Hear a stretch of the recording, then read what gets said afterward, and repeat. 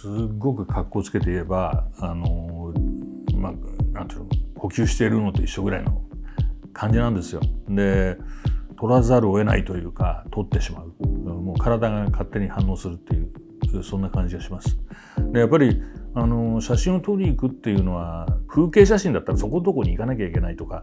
そのためにそのものを撮るために行くんだけど、スナップってやっぱり身の回りを見ていく、日々の生活の中で自分の周りで気になったものをやっぱり拾い集めていくっていうか、そんな感じですよね。だからなんだろう、やっぱ目にしたものを記憶させるためのものというか、そんな意識で撮ってますよね。だからなるべくうまい下手とかそういうのは関係なくて、気になったものは拾い集めていく。高梨豊さんという写真家が、私はちりとり写真撮りっていう名言をおっしゃってましてですね、これやっぱり目の前にあるものを片っ端から拾い集めていくコレクションに近いかな。だからその高梨さんが言うにはドブ板の、板塀を例えばひっぺがして持って帰りゃいかない、だから一応写真を撮りたい、そのことが一つの理由になってる。なるほどと思いました。別にその板塀を取ったからってじゃあそれをね見せたからってどうのってことじゃないんですよ。でもそうやっぱり自分で見たものをなんか自分の中で記憶させるために、カメラを借りて、撮る。カメラの力を借りて撮る。レンズの描写もそうですけども、自分の肉眼で見たシャープなイメージだったらシャープなもの、それがギリギリにこう映ってくる、そういうことが楽しい。でそれを写真化してやっぱり改めて見た時にやっぱりこういう世界があったんだとか、また肉眼とはちょっと違う写真独自の世界みたいなものがもう一回見られるっていうのはすごい感動的ですよね。それはね、自分だけが感動してるかもしれないけど、でも共鳴をする人ももちろんいてくれて、なぜ撮るかって結構根源的な問題なんですけど、やっぱり自分が生きてる証みたいなものをなんていうの残す、もう一回検証してみるとか、それが楽しいのかな。だから特別その被写体に撮影する意味があるかどうかってことはあんまり重要視してないかもしれないですね。十条と赤羽って歩いてみたんですけど、あの辺の街ってね、自分の中ではなんていうの住んだこともないし、すれ違ってもないんだけど、なんで惹かれるんだろうね。すごい謎ですよね。僕は東京の西の方向で生まれてて、実はあんまり下町というのは住んだことないんですけども、憧れなのかな。うちの父親はね、よく転職したもんだからいろんなとこ住んだんですよ。で東京のね東側にも住んだことあるんですけど、あんまり小さかったのに記憶がないんですが、でもどっかもしかしたらその時の記憶が染みてて、ああいうとこに惹かれるのかなと思いますね。なんか生活感を感じたり、人間の住んでる人たちね、お年寄りでも多いんですけど、生きてるっていう感じが見られるじゃないですか。それが楽しくてね。あと今日の被写体なんかもそうなんだけど、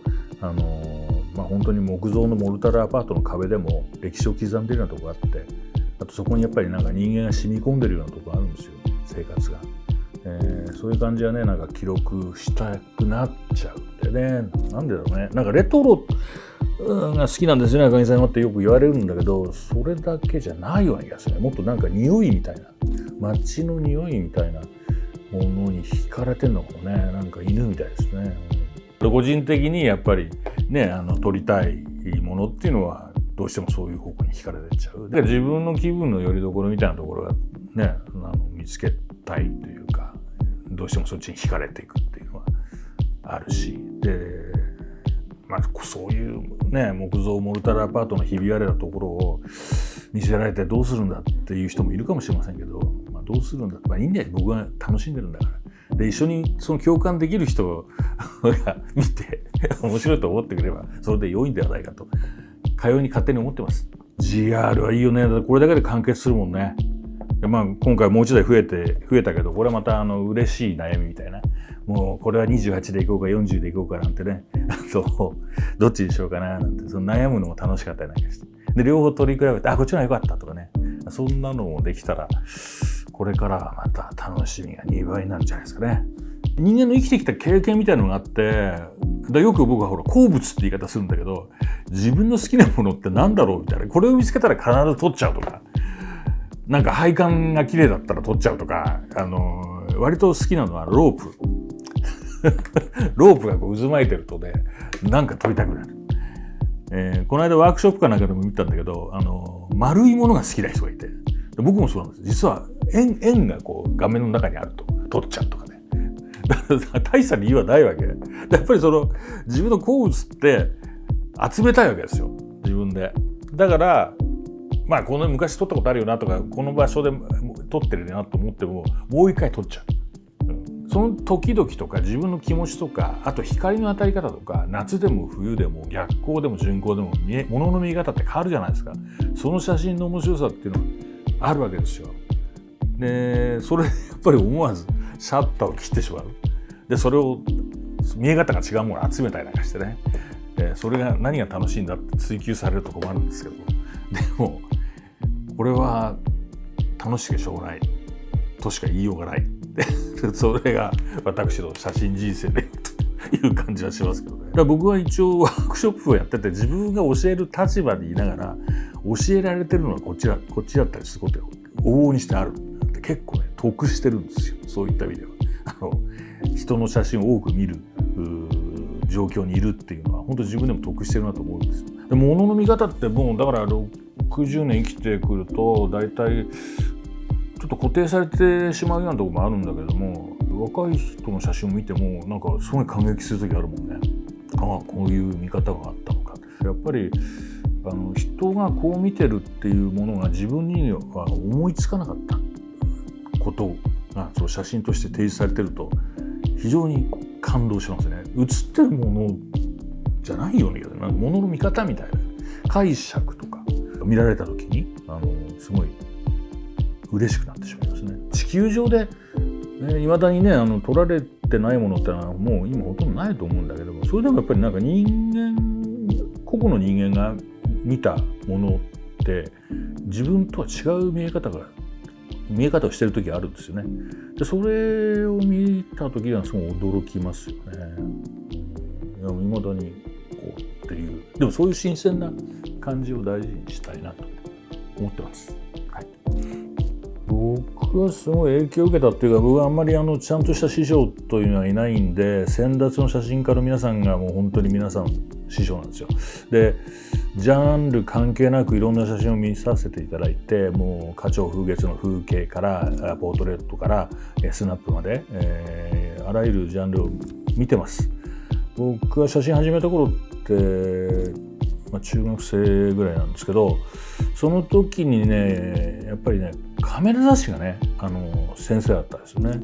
でカメラ雑誌をよく見てて、当時カメラ毎日っていうのがあって、毎日新聞社が出てたんですけど、それをすごくよく見てたんですけどね。それでやっぱり当時70年代の初頭ぐらいなんですけども、衝撃的だったのはやっぱり森山大道さんが当時からもうすごかったですね。突出してました。もうだからそれからね50年とか経ってるわけだから、ちょっと自分でもびっくりしたんですけど、であとはね須田一生さん、これはやっぱりものすごい影響を受けてます、僕自身も。あと上田昌司さんね、荒木さんにも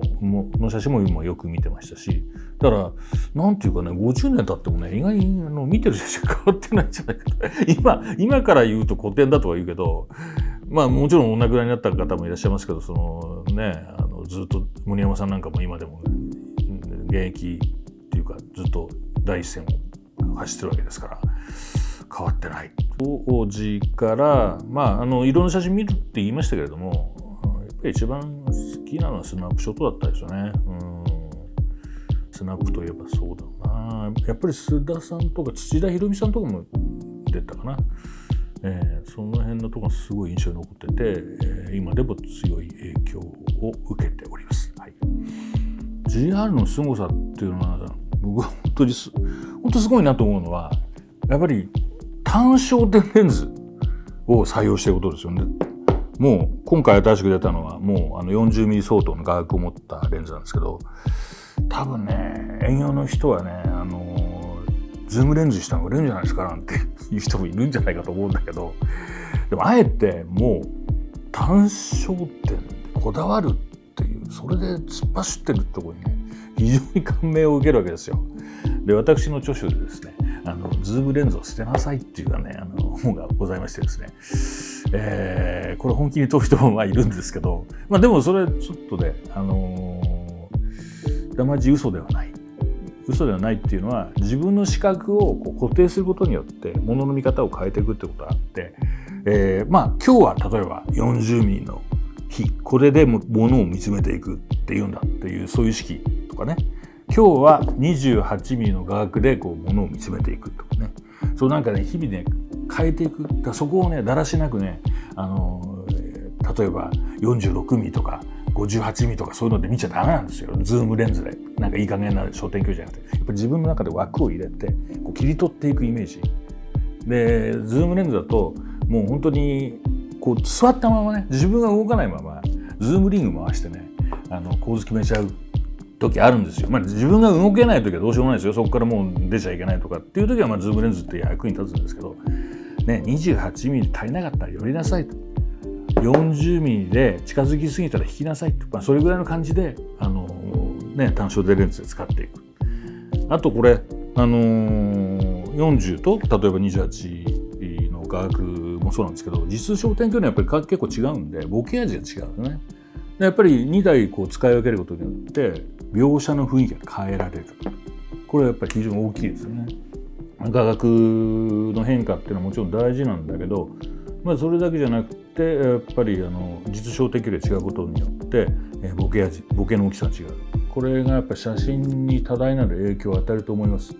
実際僕も撮ってみると見え方が変わってきたことが分かったので、非常に意味ある2台の構成だと思ってます。だからねどっちか1台で間に合わせるっていうのはもちろんそういうことは不可能じゃないんだろうけど、 GR3X によってやっぱり新しい目が自分の中でもう一つ増えた、そんな感じがします。40mm ってちょっと普通ね35mm 版のフルサイトのやつと 50mm が標準レンズだって言うんだけど、少しワイド気味じゃないですか。その分社会視度もね深くなって、昔のねフィルム時代のコンパクトカメラにも多く採用されたんですけど、それはピンボケを少なくするとかそういう効用があったかもしれないけど、やっぱり少し物事を広く見るというか、50mm なんかよりも自然な感じで見られる、そういうことでやっぱり採用されてるんだと思います。 40mm っていうのは。でも40mm の面で固定してみたのはね、意外に僕自身もねその久しぶりで、なるほど 40mm ってこういう風に映るんだっていう、そのことをね思い出させてくれたっていうか、もちろんだからズームレンズで 40mm に合わせれば 40mm の画角になるんだけど、それとは違うやっぱり自分でその目を固定させてみた感じっていうのがすごく気持ちよかったですよね。だから機械とかカメラによって規制されるってことはもしかしたらそういうふうに思われる人もいるかもしれないけど、でもね自分の目とはちょっと違う位置で枠を作ってそこで世界を切り取っていく、それが結構楽しいですよね。40mm はそういった意味で自然に使える、自分の目の代わりとして目線のね先にあるものとしか、自然な感じで使える。これはすごい気に入ってます。自分にとっての GR の存在ね、大げさに言われちゃってなんだろうね。でも相棒じゃないですか、やっぱり生きていく時のなんか一番気軽な相棒というか、ポケットに2台突っ込んでパッと出していくっていうのはで撮っていくってなんかすごく楽しいですよ。撮影に向かうっていうよりはなんか呼吸をするような感じ、そんな感じで